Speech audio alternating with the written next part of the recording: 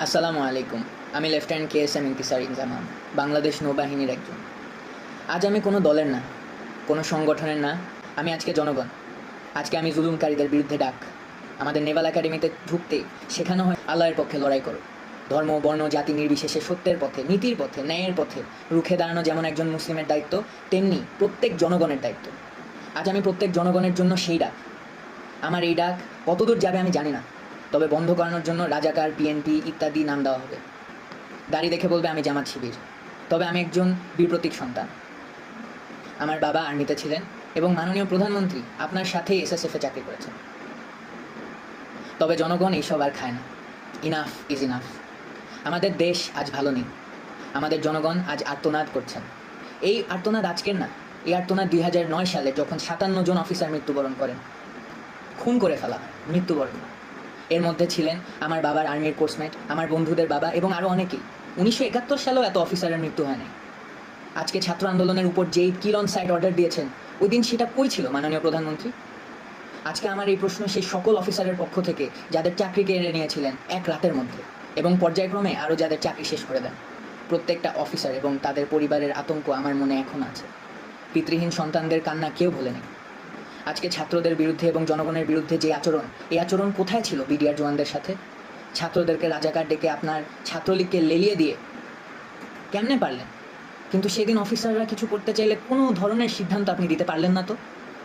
আপনার 2012 সালে থেকে আপনার দাঁড়িয়ে পড়া ছেলে রাস্তায় দেখলেও তাকে তুলে নিয়ে যান। এমন অবস্থায় গিয়েছে যে আমার উচ্চপদস্থ কর্মকর্তা আমাকে বলছে তুমিও সাবধানে বাইরে যাও, তোমাকে দেখেও তুলে নিয়ে যাবে। তাইলে আপনি এবং আপনার সরকার কি মুসলিম বিদ্বেষী? যেখানে পুরো পৃথিবীর মুসলিমরা ইসলামোফোবিয়ার বিরুদ্ধে যুদ্ধ করছেন, আপনি এই মুসলিম গরিষ্ঠ দেশে ইসলামোফোবিয়া ছড়াচ্ছেন। আমার ভাইদের আত্মমর্যাদায় আঘাত করে মরিয়া করে দিচ্ছেন। সংখ্যালঘু ভাই যারা আছেন তাদের পুঁজি করে সংঘর্ষ লাগিয়ে তাদের ক্ষতি হতে দিয়ে ডিভাইড অ্যান্ড কনকোয়ার মতাদর্শ চালাচ্ছেন। আপনি বলেন ধর্ম যার যার, উৎসব সবার, তবে আজকে আমরা বলি ধর্ম যার যার, সংগ্রাম আমাদের সবার। সাগর রুনি দম্পতির একমাত্র সন্তান মাহির সারোয়ার মেঘ রাস্তায় দাঁড়িয়ে আছে পোস্টার হাতে, জীবনের নিরাপত্তা চাই। 2012 সালে তাদের বাসায় ঢুকে 6 বছরের শিশু মেঘের চোখের সামনেই তার মা বাবাকে নৃশংসভাবে খুন করা হয়েছে। তকিয়ের পিতা রফিউর রাব্বি এর পোস্ট। ছাদে খেলারত অবস্থায় 6 বছরের শিশু রিয়াকে আপনার পুলিশ খুন করেছে। আর 4 বছরের শিশু আহাদ 8তলার বাসায় বারান্দায় দাঁড়িয়ে বাহিরে তাকিয়েছিল, পুলিশ তাকেও খুন করেছে। সরকার যেমনভাবে মানুষের নিরাপত্তা দিতে ব্যর্থ, তেমনি আপনি আপনার আশেপাশের পোষাদের নিয়ন্ত্রণ করতে ব্যর্থ। আর আপনার শেখ পরিবার নিয়ে তো আর নাই বলি। প্রত্যেকটা মসজিদে জোরপূর্বক দোয়া করাচ্ছেন, আবার এরা এদের মতো সন্ত্রাসবাদ আচরণ চালিয়ে দেশের মানুষদের ক্ষতি করতেই আছে। ছোট ছোট বাচ্চাদের 2020-এ সুশীলদের ভিতর থেকে যারা সৎসাহসী প্রতিবাদী, এরা সবাই ক্ষতিগ্রস্ত। এবং তার সাথে যুক্ত হলো মেজর সিনহা এবং আবরার ফাহাদের হত্যা। এখন এসেছেন ছাত্র আন্দোলনের বিরুদ্ধে শ্যুট করার বেআইনি সিদ্ধান্ত নিয়ে এবং এর মধ্যে ডিফেন্সকে জড়িত করে আমাদের আত্মমর্যাদা এবং নৈতিকতার প্রশ্ন এনেছেন। এই জন্যই আজকে আমি একটা জুনিয়র অফিসার হয়েও সকল সশস্ত্র বাহিনীর অফিসার এবং সৈনিকদের পক্ষ থেকে তীব্র প্রতিবাদ জানাচ্ছি।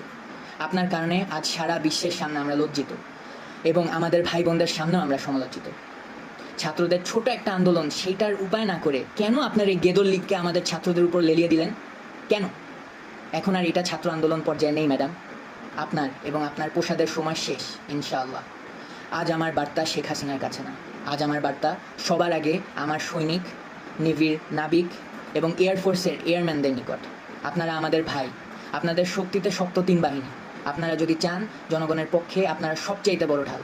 অফিসার আছে, চেইন অফ কমান্ড আছে, তবে এইসব বানানো কি দালাল রাজনীতিবিদের চাকরগিরি করতে? বীর সৈনিকদের এই কলিজা? আমি জানি যে আপনাদেরও ভিতর অনেক ক্ষোভ, সত্যের পথে দাঁড়াতে না পেরে। আজকেই সময়, এই হয় জনগণের পক্ষে অস্ত্র ধরেন অথবা ভুলে যান যে আপনি একজন সৈনিক। Sir, I am reaching out to all my seniors and juniors within the 3 forces. This is that historic moment, sir. This is when you choose the right side. Let's make a difference.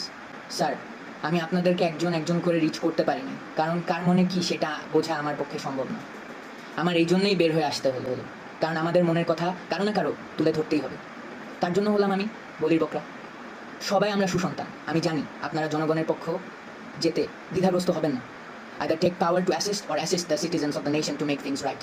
Sir, 3 বাহিনীর প্রধান স্যারদের নিকট কিছু কথা। General Aziz, Benazir, Harun, Biplob Kumar, এদেরকে দেখেন এবং অন্যান্য সকল তাদের ফলেন পনদেরকে দেখেন। তাদের ব্যবহার শেষ, তাদেরকে টিস্যুর মতো ফেলে দেওয়া হয়েছে, যদিও তারা এককালে দুর্নীতি রাজার মতো করেছে। স্যার, সশস্ত্র বাহিনী কোনো পুতুল বাহিনী না। আজকে আপনাদের সিদ্ধান্তের উপর আমাদের পূর্বের এবং আগামীর আত্মমর্যাদা নির্ভর করে। স্বার্থান্বেষী সরকার কার স্বার্থে চলে সেটা আমরা সবাই বুঝি। তাই স্যার, দিন শেষে আপনারাই লুজার। কেননা আজ এই খুনি শোষকদের পক্ষে থাকলে দিন দুনিয়া দুইটাই হারালেন। আমাদের কাজ শেখ হাসিনার জন্য মূর্তি বানানো না, বা লেডিস ক্লাব চালানো না, বা সরকারের পক্ষে পাঁচাটা কর্মকাণ্ড করা না। যদি থাকতেই হয় তাহলে জনগণের পাশে থাকা। আমাদেরকে ব্যবহার করে করে আমাদের মধ্যে রাজনীতি যেভাবে প্রবেশ করিয়েছে এই সরকার, তার উত্তর দিতে হবে। অনুচ্ছেদ 45 হিসাবে সকল বাক স্বাধীনতা ফেলে দিয়ে বাবা বোবার মতো চললেও দিন শেষে আমাদেরও বিবেক আছে, ধর্ম আছে, আমরাও মানুষ। এটাই সেই সময় বিবেকের পক্ষে দাঁড়ানো। এই সিস্টেম বদল আনতেই হবে। জাতি পঙ্গু হয়ে যাচ্ছে, যেটার পরিচয় আমরা এতটাই জিম্মি হয়ে গিয়েছি যে আমাদের ঠিককে ঠিক বলার ক্ষমতা নেই। আমাদের সম্মান, ঐতিহ্য এবং মূল্যবোধ তুলে ধরার সময় আজকেই। অবসরপ্রাপ্ত অফিসারদের প্রতি আহ্বান আমার, আপনারা অনেকেই সত্যের পক্ষে দাঁড়াতে চাকরি হারিয়েছেন, সম্মান হারিয়েছেন। আজকে গত 15 বছরের জবাব দেওয়ার সময় চলে এসেছে। জনগণের প্রতি আহ্বান আমার, 2009 গেল, আপনারা অফিসার না, তাই অফিসারদের মৃত্যুর পক্ষে সংগ্রাম করেন নাই। এরপর আবার 2018-তে ওরা এসেছিল 18-র কোটা নিরাপদ সড়ক চেয়ে আন্দোলনের ছোট ছোট বাচ্চাদের ছেলে মেয়েগুলোকে গুম খুন করতে। এবারও আপনি কিছু বললেন না, কারণ এই ছেলে মেয়েগুলো আপনার সন্তান না। 2020-এ ওরা আবার এসেছিল সুশীলদের ভিতর থেকে, যারা সৎসাহসী প্রতিবাদী, তাদেরকে গুম খুন করতে। তারপরে আপনি কিছু বলেননি, কারণ আপনি ওদের মতো সুশীল না। এখন 2024-এ ওরা এসেছে আপনাদের নিজেদের সন্তানদেরকে গুম খুন করতে। এখনও আপনারা বলছেন আপনার সন্তান না। যেদিন আপনার সন্তান হবে সেদিন পর্যন্ত অপেক্ষা করবেন? তাইলে আপনার ইচ্ছা 6 বছরের রিয়ার মতো আপনার বাচ্চা ছাদে ঘুরতে গিয়ে গুলিবদ্ধ হোক, এবং আবু সাইদ, মুগ্ধ, রাইহান, তানভীর, হৃদয় ও ওমর আরও অনেকের সন্তানের মতো আপনার ছেলে রাস্তাঘাটে মার খেয়ে গুলিবদ্ধ হয়ে পড়ে থাকুক, পুলিশের আর্মার্ড গাড়ির উপর মরে পড়ে থাকুক, যার লাশকে ঘরের ময়লার মতো ফেলে দিবে রাস্তার উপর। আপনার ছেলে নিরস্ত্র হয়ে কোনো বিল্ডিংয়ে ঝুলে আশ্রয় নিয়ে থাকা অবস্থায় এই খুনি সরকারের লোক এসে নির্দ্বিধায় গুলিবদ্ধ করে মেরে ফেলবে, এইটা চান? শিশু আহাদ এর মতো গুলিবদ্ধ হয়ে আপনার কোলের মধ্যে শেষ নিঃশ্বাস ত্যাগ করার সময় বলবে, বাবা তোমার বুকেই থাকবো আমি, তখন আপনার টনক নড়বে? এটা না চাইলে ধর্ম বর্ণ নির্বিশেষে রাজপথে আসেন। জনগণের সাথে মিলে সশস্ত্র বাহিনী এই দাবি পূরণের জন্য জনগণের সুরক্ষা নিশ্চিত করবে এবং জনগণের স্বার্থে অস্ত্র ধরবে। এইটাই আমার প্রত্যাশা। আপনারা মনে রাখবেন, বহিরাগত শক্তি এখন দেশে বিদ্যমান। তারা অনেক উপায়ে দুই পক্ষের মধ্যে সহিংসতার সৃষ্টি করতে সন্ত্রাসী কর্মকাণ্ড চালাবে এই খুনি সরকারকে টিকায় রাখতে। তাই ছন্নছাড়া হবেন না, সবাই রাজপথে নামেন। আমাকে অনেকেই বলেছে বাঙালি এই বাঙালি সেই, দেখবি পিছিয়ে কেউ আসবে না, তুই একাই মরবি, তোর গোষ্ঠী সহ মরবি। তোর নেভির এবং এয়ারফোর্সের অফিসারদের এমনিই নাই কলিজা এবং সংখ্যাও কম। তোর আর্মির বাপেদের 2009-এর পর রক্ত শুকিয়ে গাদ্দারি রক্ত হয়ে গেছে, আরও কত কি। আমি কি বলেছি জানেন? আমি বিশ্বাস করি এই দেশে এখনও ইমান বেঁচে আছে, দেশে এখনও বিবেক বেঁচে আছে, আমার বিশ্বাস বেঁচে আছে, এবং আমার বিশ্বাস যে আমার মতো সবার বিশ্বাস বেঁচে আছে এবং থাকবে। রিজিকের মালিক আল্লাহ। মনে রাখবেন, আল্লাহর পক্ষ থেকে সাহায্য এবং আসন্ন বিজয়। আমি জনগণের পক্ষে, আমি যাচ্ছি তাদের সাথে যোগ দিতে। হারানোর অনেক কিছু, তবে আজকে মুসলিম হিসাবে পাওয়ারও অনেক কিছু। আমার সশস্ত্র বাহিনীর ভাইদের কাছে আমার শেষ রিকোয়েস্ট, আজকে আল্লাহর জন্য হলেও আসেন দেশকে বাঁচাতে এই খুনিদের হাত থেকে। এটা হলো 50 বছর পূর্তির এক তকমা স্বাধীনতার। এই তকমা আমি খুলে ফেললাম। এরপরে যতগুলো তকমা লাগবে প্রত্যেকটা বুলেটের এক একটা রক্তের দাগ হিসাবে তকমা। ফি আমানিল্লাহ।